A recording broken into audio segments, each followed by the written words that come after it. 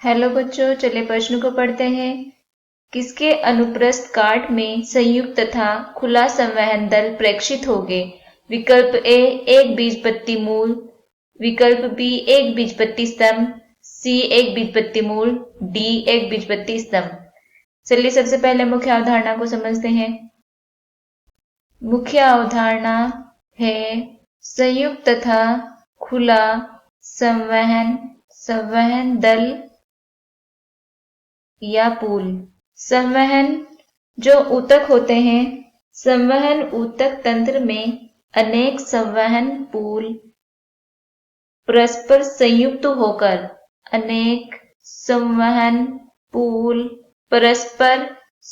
होकर रंध्र बनाते हैं। संवहन पूल जो होते हैं वो तीन प्रकार के होते हैं। संवहन पूल तीन प्रकार के होते हैं।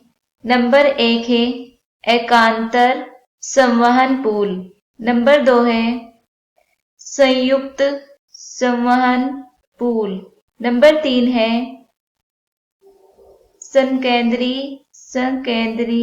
संवहन पूल।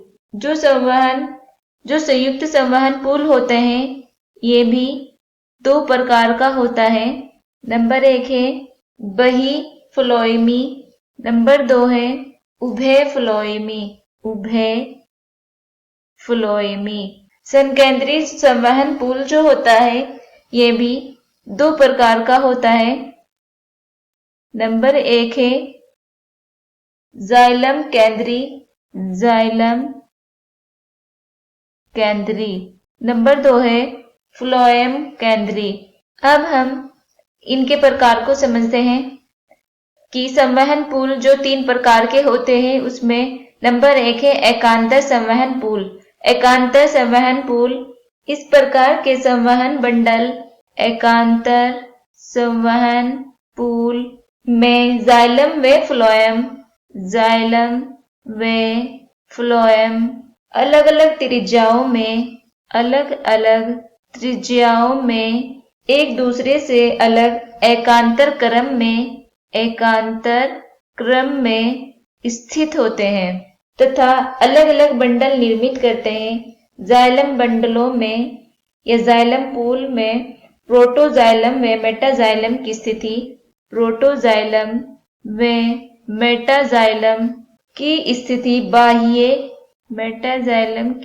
स्थिति बाह्य अधिदारुक होती है।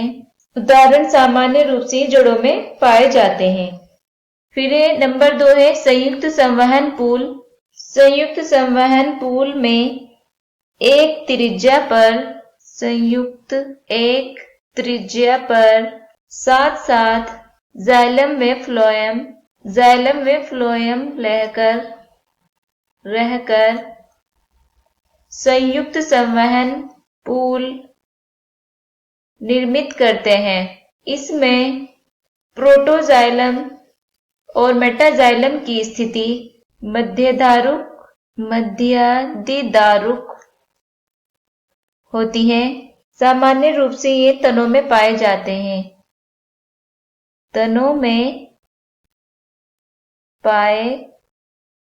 हैं। ये दो प्रकार के होते हैं। नंबर 1 है बहिर्फ्लोमी जो होते हैं इस प्रकार के संवहन पूल में जाइलम सदैव पित्त की ओर तथा फ्लोएम परिधि की ओर रहकर बहिर्फ्लोमी संवहन बंडल बनाते हैं। जो बहिर्फ्लोमी होती है जाइलम सदैव पित्त की ओर तथा फ्लोएम परिधि की ओर रहकर बहिर्फ्लोमी संवहन पूल बनाते हैं, जिनमें एक बीजपत्री तनों में कैम्बियम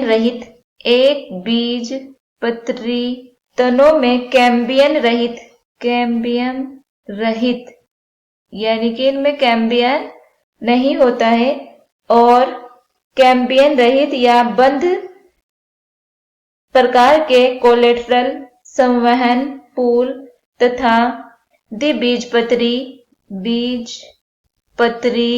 तनों में कैम्बियम खुले प्रकार के संवहन में कैम्बियम रहित यानी बंद संवहन मेथाएं, और एक बीजपत्री जो है कैम्बियम रहित और बंद संवहन पूल में होते हैं, जबकि द्विबीजपत्री तनों में कैम्बियम खुले संवहन पूल में होते हैं। उभयफ्लोएमी इस प्रकार के संवहन पूल में जाइलम के दोनों ओर फ्लोएम स्थित होता है, यानी कि जो जाइलम होता है वो इसमें दोनों ओर स्थित होता है। यह संवहन पूल कैम्बियम युक्त खुले होते हैं। संकेंद्री संवहन बंडल में या पूल में इस प्रकार के संवहन बंडल में जाइलम व फ्लोएम ऊतक एक दूसरे को जो है पूरी तरह से घेरे रहता है। यह संवहन बंडल सदैव कैम्बियम रहित अर्थात बंद होते हैं। दो प्रकार के होते हैं, जाइलम केंद्री और फ्लोएम केंद्री। इस प्रकार दिए गए प्रश्न में के विकल्प है एक बीजपत्री मूल। एक बीजपत्री मूल क्योंकि संयुक्त तथा खुला संवहन होता है वो एक बीजपत्री मूल में नहीं होता है। इस प्रकार ये विकल्प गलत है। बी है एक बीजपत्री स्तंभ। जो संवहन होता है, जो खुला और संयुक्त संवहन होता है वो एक बीजपत्री स्तंभ में नहीं होता है क्योंकि इसमें कैम्बियम रहित होता है। जो एक बीजपत्री में जाइलम होता है वो कैम्बियम रहित होता है।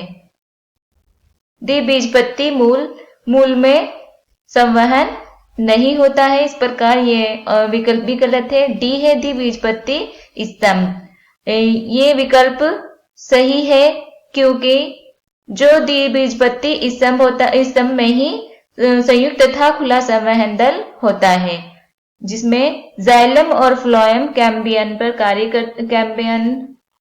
का बना होता है। इसमें एकांतर संवहन पूल, संयुक्त संवहन पूल और संकेंद्री संवहन पूल होते हैं, जो कि नेक संवहन पूल ऊतक होते हैं। इसमें एकांतर संवहन पूल जाइलम व फ्लोएम पर अलग अलग त्रिज्याओं पर स्थित होते हैं। इसमें प्रोटोजाइलम व मेटाजाइलम स्थिति बाह्य अधिदारु होती है। और संयुक्त संवहन पूल में जो होता है जाइलम व फ्लोएम एक त्रिज्या पर साथ साथ जाइलम व फ्लोएम रहकर संयुक्त पूल निर्मित करते हैं। इसमें जाइलम द्वारा प्रोटोजाइलम व मेटाजाइलम स्थिति मध्याधिदारु होती है, जो कि तनों में पाई जाती है। इसके दो भाग होते हैं, बही फ्लोमी जो जाइलम की बनी होती, जाइलम जो होता है पित्त की ओर होता है और फ्लोएम पृथ्वी की ओर होता है। इसमें एक बीजपत्री जो होती है कैम्बियम रहित बंद संवहन होती है, जबकि द्विबीजपत्री कैम्बियम खुले संवहन पूल में होती है। इस प्रकार जो संवहन होता है वो द्विबीजपत्री स्तंभ में होता है। आशा करते हैं इस प्रश्न का उत्तर आपको समझ आया होगा। धन्यवाद।